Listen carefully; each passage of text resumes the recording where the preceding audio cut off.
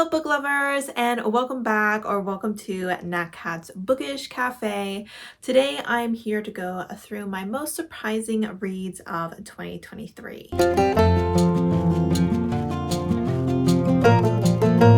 Today we are continuing my end of year content. If you haven't already seen those, I will go ahead and link those up above as well as down below. But today we are going to go through 6 books that surprised me. It's not that I went into all of these expecting to not enjoy them. It's just that I went into them with mediocre expectations, or maybe I didn't even really have any expectations, and once I got into them and found how much I was enjoying them, I was very pleasantly surprised. So I only have 6 of these just because I don't usually go into so many books with expectations. It's hard for me to be either disappointed or surprised, but these did make the cut. So without further ado, let's go ahead and jump into book 1 out of 6. So this first one is actually a reread. So you're like, how are you surprised that you enjoyed a book that you've already read? Well, this book is Red, White, and Royal Blue by Casey McQuiston, and I read this book a few years ago, probably around the time that it came out, and according to Goodreads, I did rate it 5 stars.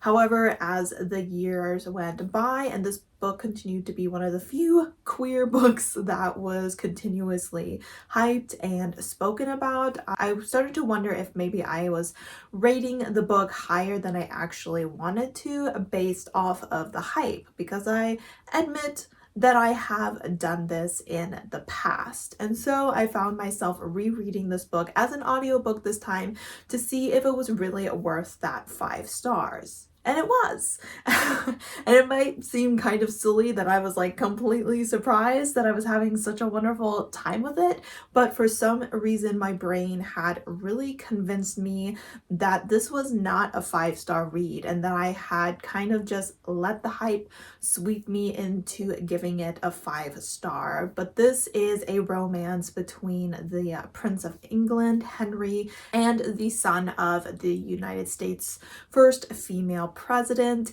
Alex. There's a reason that this book is so hyped. There's something about the story that is so addicting. These characters really draw you in, and you are incredibly invested in the high stakes relationships between Alex and Henry. They very much have to keep it on the down low. Henry is not out as being a gay man, and Alex, before he kisses Henry, is in denial about the fact that he is a bisexual man.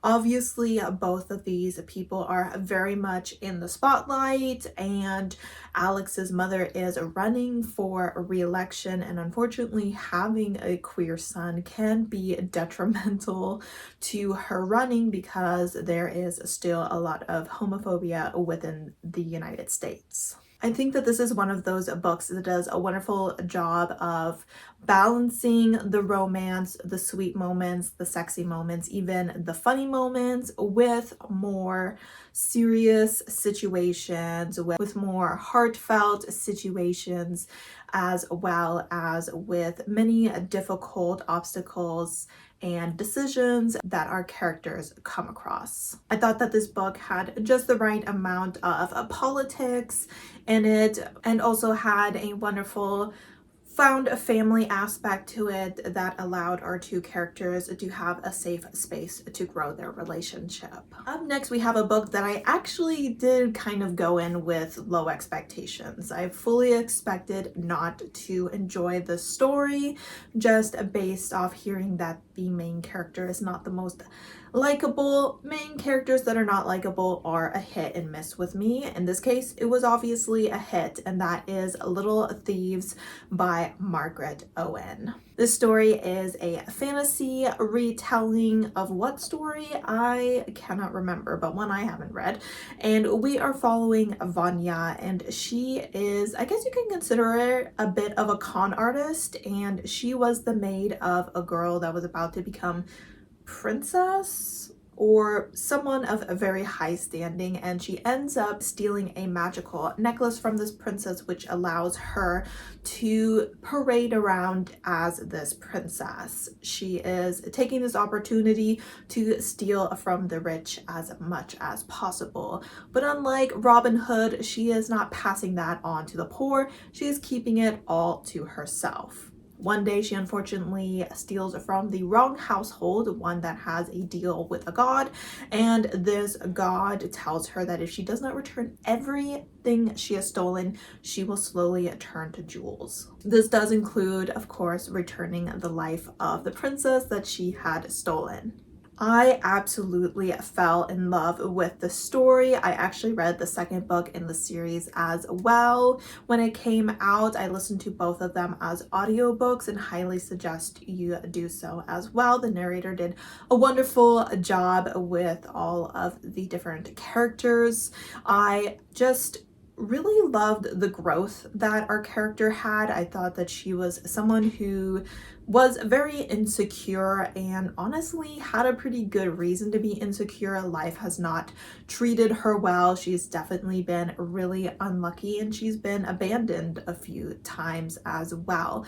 And so watching her kind of have this found family aspect to her life, have these people that are coming to her and helping her in this difficult situation, people forgiving her for her past deeds, was really eye-opening to her and was wonderful to watch her growth in that aspect. The story also has a slight romance in it. It does have demisexual or asexual representation in it. I really enjoyed her relationship with the young man who is technically trying to catch her and imprison her for all the gold and jewels that she has stolen. The writing of this book was really beautiful and fit perfectly with the historical magical system. I thought all the magic that was present in this book was just so enchanting. And while I did think that this was just a duology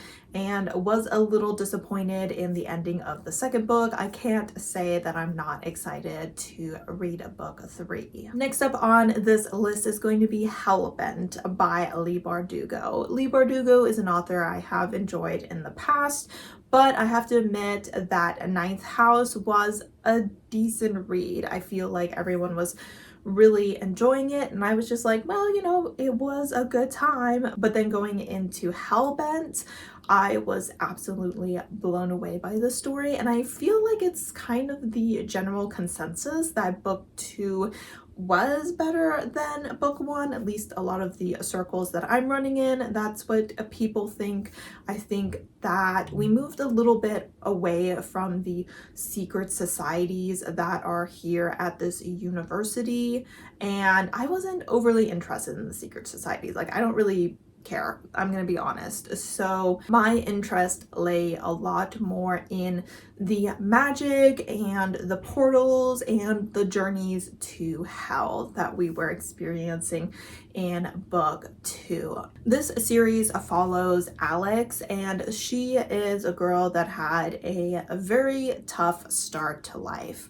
And after a near-death experience, she is brought to Yale, Harvard, one of those rich people schools, and is asked to kind of oversee or keep an eye on their secret societies that deal a lot with magic and with like the dead. And she herself can see the dead, which is why she has been asked to do this job. In the first book, it is a very much a murder mystery kind of situation, which I don't think I absolutely loved that aspect of the story. But in the background, there was this story of the person who was supposed to be your mentor during this time having been sucked into some sort of black hole and disappearing off of the face of the earth. And that is kind of what we follow in book 2. And it was just the plot just grabbed me a lot more, and I think we just got a lot more of the characters, and I really felt like I was rooting for them and learning more about them and starting to enjoy them more. And I think that book 2 just really fleshed out everything that wasn't in book 1. So I think that this book was definitely a step up, and I'm very excited to continue with the rest of the series. Up next, we have another reread, but this is a book that I haven't read since I was like a child, and that is Warriors by Erin Hunter. I did read the first of 4 books in this series over the course of the year, and I was loving it. Honestly, I was having a grand old time. I was like going into this book and I was like, well, it's a middle grade, so it'll probably be, you know, quick and easy and probably rather surface level, and you know, it's about cats. Like, how serious can it be? It can be very serious. Okay, it's very serious. This cat drama is next level. I mean, we are having alliances. We're having alliances breaking and shifting. We're having backstabbing. We're having Romeo Juliet like romances happening. We have the dead speaking to people and warning them of the future. We have war. We have death. We have betrayal. We have love. And there's just so much in these books. I'm like, hello, this is a middle grade. How is it that serious? But it just is, and it's so good, and I'm really looking forward to reading the last 2 books in this series because I've just haven't had time to do it. I was just planning on reading this first series and then kind of moving on with my life, but I honestly think I'm going to keep reading them. And I was watching one of my other booktubers, and they had another book by this author, probably one of their newer releases, and that made it on their favorites list, and I was like, this author is still coming out with bangers. So I'm definitely gonna go ahead and continue. Hopefully my library has these books, because I just happened to get the first series for like 20 bucks off of Facebook, and I don't think I want to like actually physically own them all because there's like a ton of them. But no, this book is just so well written, and the plot just really grabs you. And we are following Firepaw, and Firepaw used to be a pet, you know, kitty pet. He belonged to humans, but he wasn't really happy with that life. So one day when these wild cats came to him and asked if he wanted to join them, he decided to leave that life of comfort behind and become a warrior in this cat clan.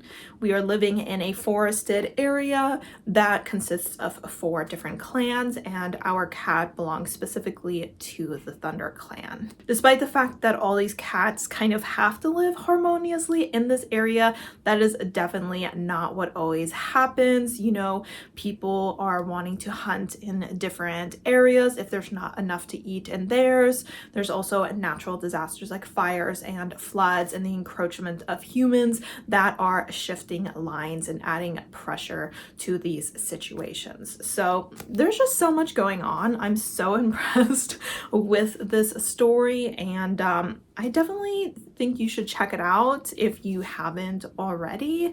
And if you're someone who enjoys reading middle grade, I know I'm getting a little bit more into it. This is definitely an author worth checking out. Second to last book on this list is A Snake Falls to Earth by Darcy Little Badger. And Darcy Little Badger is an author I've read before. I read their well-known book A Lots Away, and I thought it was a good time. I didn't love it as much as other people seem to love it. I think at that time I was just starting to dabble a little bit more in middle grade, and so I was just left a little underwhelmed by the story, but I decided to go ahead and give this book a try, especially because I believe Jess on YouTube praised it, so I decided it was definitely worth giving it a shot. And I love this book. I love it so much. This is probably, if I had to vote for the cutest book I read this year, it would be this book. I absolutely loved the characters in this. So in this book, our 2 main characters are going to be Ollie, who is a cottonmouth who lives in the spirit realm. So he is able to be both a cottonmouth as well as turn into a human. And then we are following Nina, who lives in our world. The two of them meet up when Ollie needs to go to the human realm to see what is causing his friend to become ill. It seems that a lot of these spirits are connected to the well-being of the animals they represent in our world, and his friend's species is experiencing extinction at this time. So while the story is definitely high stakes and can be a little sad at times, Nina and Ollie, as well as the Coyote sisters, and I believe there's a hawk as well, are all teaming up to try and find a way to bring awareness to his friend, who is a type of frog whose environment is being threatened by the increase of storms in that area. And just watching them all work together was just the cutest. There was a point where they were like,